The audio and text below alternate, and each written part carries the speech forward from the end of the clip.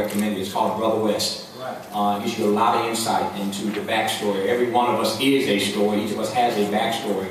When you read Doc's memoir, Brother West, you understand some interesting things about his backstory. Now, I regard Dr. West as the nation's leading public intellectual. A lot of smart folk in the academy, but most of them don't have what I call a usable intellect. That is to say, that intellect can't be used by everyday folk outside of those sitting in that classroom in the ivory tower oftentimes. He has a usable intellect. And so I regard him, and I think his work stands up to the test of being the most regarded public intellectual. Is that Reg Weaver back there? Speaking of the NEA, brother man, former president of the NEA, please welcome Reg Weaver, former president, national president of the NEA, Reg Weaver. Dr. West is, I regard as the nation's leading public intellectual, but many of you probably don't know that when Dr. West, born in Tulsa but grew up in Sacramento, his mother distinguished as the first black principal in Sacramento years ago. The first black principal. You go to Sacramento now, there's a school named after her. I teach Dr. West, for all you've accomplished, you ain't got no school named after you. Your mama does. The Irene B. West Elementary School in Sacramento, California. But Dr. West, right quick, was kicked out of every school in Sacramento. No joke. As a young boy, what you saw in this film could very well have been Cornel West. He didn't get called Cornel until much later in his life. As a boy, his family called him Ronnie, so they actually called him Little Ronnie. So he didn't even know the name Cornel until he was 12 or 13. His whole young life, he was referred to as Little Ronnie. And Little Ronnie had a bit of an attitude, a bit of a temper. And Cornel West, Little Ronnie, was kicked out of every school in Sacramento. They had to move him to another district because the district didn't want to see him no more. And I'm always fascinated, I know the story well myself, but I want him to start the conversation because I'm always fascinated by how Cornel West turned out to be the man of courage and conviction and commitment and character, this leading public intellectual that he is today. But he started, in some respects, he had a mom and daddy in the house, but he started right where some of these boys started in this special. So please welcome from Princeton, Dr. Cornel West.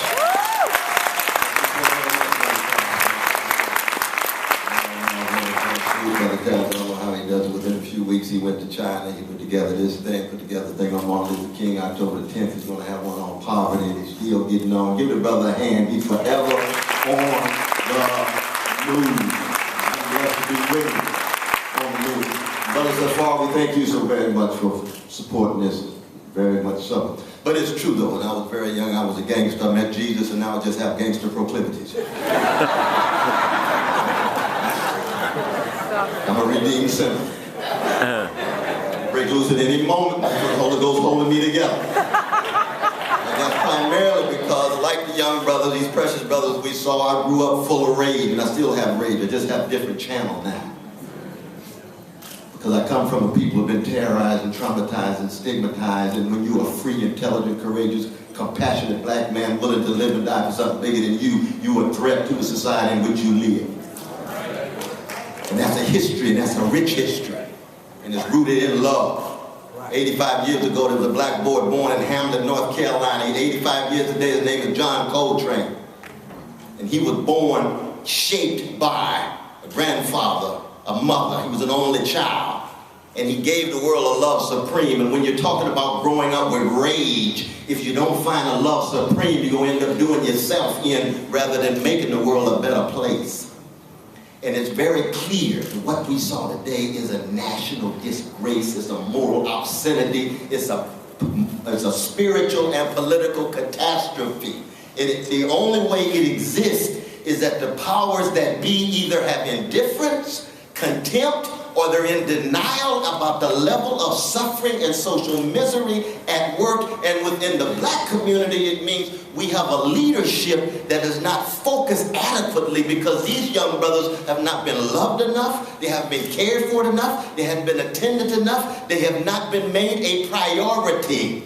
And that's why we have 22.5 million folk in the prison industrial complex, and 1 out of 3 of our young brothers in urban context, either on parole, on prison, or on probation, and yet there's no major focus on it. Why? You can have a stop and frisk policy in New York City with 600,000 young brothers between 16 and 26 are stopped and frisked. Only 2% are arrested, and 83% of them are black and brown, most of them poor.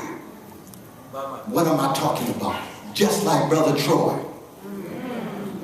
the life of a black man and a poor black man had very little value relative to many other lives in America, past, present, and if we don't change it, in the future.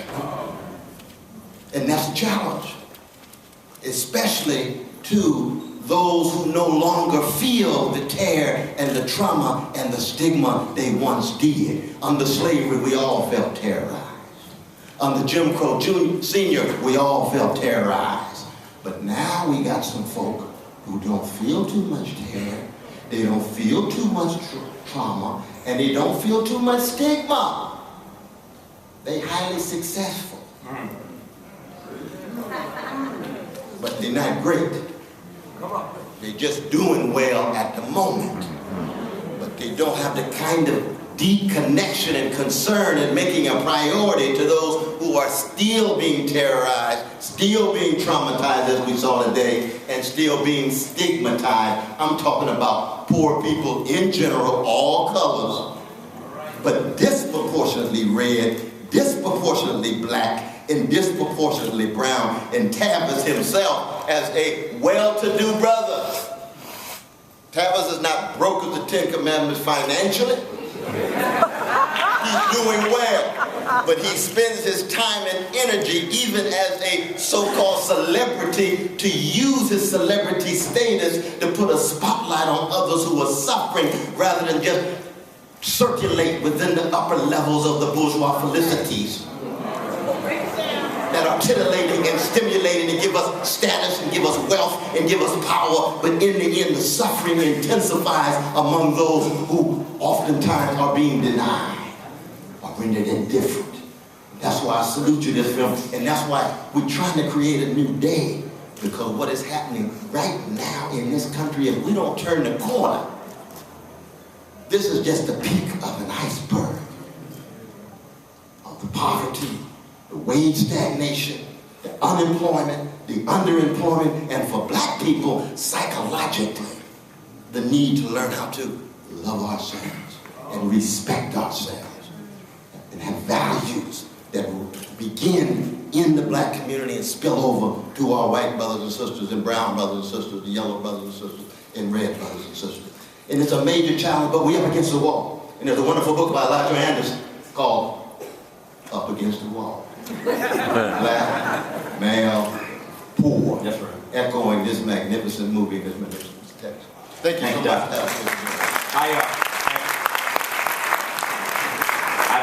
I don't see a name tag in front of him. Freddie Haynes, I see my friend Dr. Freddie Haynes here. I don't see a name tag down here, but the guy at the end looks like Jesse Jackson, so I'm going to call him Jesse Jackson anyway. Reverend, let me just ask you a forthright and direct question. We benefit when we listen to you because you do have a historical view on the struggle that we are now engaged in and have been. Certainly back to your days with Dr. King. And Dr. West lays out now a litany of troubles and travails that Black America is facing. I am just curious as to how you think the historians are going to treat this moment in Black America. And here's the paradox. At the moment that we celebrate the nation's first African-American president, and we ought to celebrate that, but at the moment, the same moment, that we celebrate the nation's first African-American president, politically, socially, economically, culturally, this piece about black boys, I think, underscores this. There is a disconnect. What's history going to say? What are the historians going to say? How are they going to get their hands around this particular moment in the era of Obama when we celebrate rising to the heights of U.S. government and at the same time falling deeper into the depths of poverty and miseducation, etc., etc. How is history going to juxtapose this moment? I don't know. Let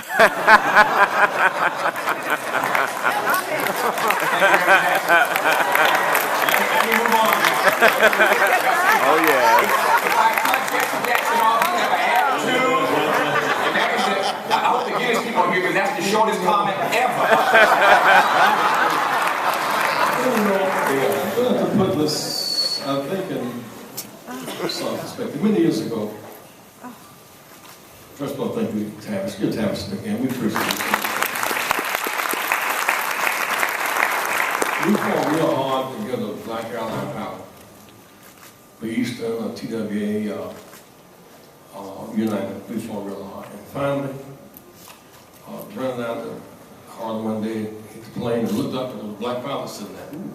I was delighted and kind of scared too. I mean, it was, I heard all these pilots take off jokes, you know, after they get myself. Really was an unfounded fear because we've been flying airplanes the longest of in planes, but psychologically. And then I sat down in the seat and they began to serve. So clear that we had a black pilot. The ticket wasn't any cheaper.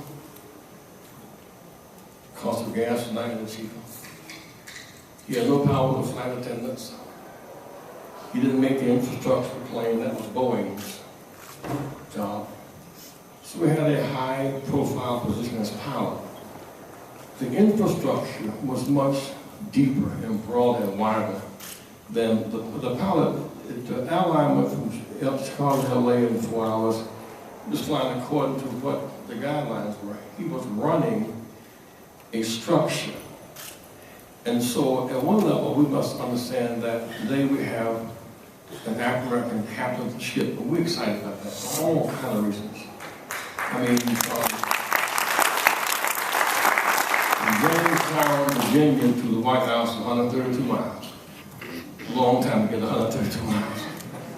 But while the captain is, first the ship is on the mutiny. The Fort Sumter Tea Party is willing to sink the whole ship just to sink the captain. This is not the Boston Tea Party overthrowing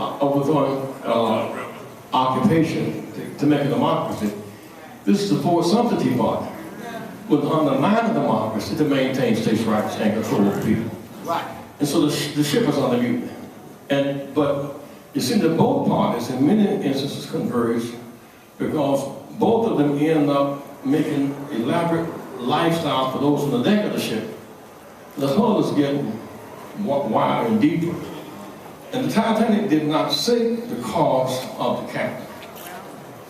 It did not sink because chairs blew off the deck. It sank because water came in from the hull. Today, water is coming from the hull. The reason why I'm going back to Appalachia this weekend, where Johnson kicked off the war on poverty, is because we got to whitenize the face of poverty. That's first of all. Most poor people are not black or brown, they're white, female, young, and in the dark, going back there. May I just ask, how many of you think of LBJ? What comes to your mind when you say LBJ? What comes to your mind? Great Society. Great Society. What comes to your mind? What comes to your mind? LBJ. Silver, wait. Oh, stop. My point is LBJ, the 64 Public Accommodations Bill. Life before that, from Florida to Texas to Maryland, we couldn't just sing a toilet. The LBJ, the 65 Voting Rights Act, we had 20 black elected officials appointed. LBJ, the Open House Act. LBJ, Office of Economic Opportunity. LBJ, Medicare. LBJ, Medicaid. He literally changed the structure of things bottom up. He did not bail out the deck. He bailed out the hull. The safety net that we now have, that Medicare safety net, is LBJ. And I would think that we must be judged by whether or not we fortified the deck. And we stopped the water coming from the bottom. And the last one would be this, Tavis, I thank you for this. Don't be surprised when blacks do well. Remember after the AA campaign, and they came and said, Reverend, tomorrow night, 2 nights we wanted Paul Simon introduce us, and I want my children to introduce me. They said, well, they came, I said, it's my night, I earned the night. And so the children got to, Jesse Jr. and I got to speaking. The lady who was doing us for 6 months on NBC, she came, she was weeping. She said, I love these children, they've been for 6 months, I'm so surprised. I said, don't be surprised, be delighted. They talk where their mom and dad can talk. Well, I mean, the idea of being surprised rather than delighted says an awful lot. Put this another way. If you got as I look at these kids making against the odds, and that's what this is about, odds, right? If you got a size 10 foot and a size 8 shoe, You can be drunk or sober, full of Holy Ghost or sin. You got a coin coming your way. That is a structural malfunction. And I don't want people to get there's something wrong with us, because the same kids, when the Philadelphia Eagles hit the ball field and the New York Giants and the Bears and all that, why are we the best at? These same kids, why are we the best at? What's the hardest in the world? Don't put down being an NFL player. That's the best on earth at that. Don't put down an NBA basketball player. They're the best on earth. Why are we so good at what's so hard? Rich folks can only buy teams and sit in boxes and get drunk and watch us do it. They can't put their kids on the field. Why are we so? Say whenever. Say whenever. The playing field. Whenever the playing field is even and the rules are public and the goals are clear and the referee is fair and the score is transparent, we can make it. Ain't nothing wrong with us. Something wrong with these boys' condition. Their mama ain't got no job, their dad ain't home. We cannot just save children. Employed parents' children do better. Children whose mom and dad got a house do better. That's right. That's right. So take out a few kids and hold them as trophies. You know, it proves the obvious. Under the right conditions, we can do anything. And that becomes our bigger challenge. While we salvage some of them out of rooms in the house, we cannot save the room unless we save the house. Thank you very much.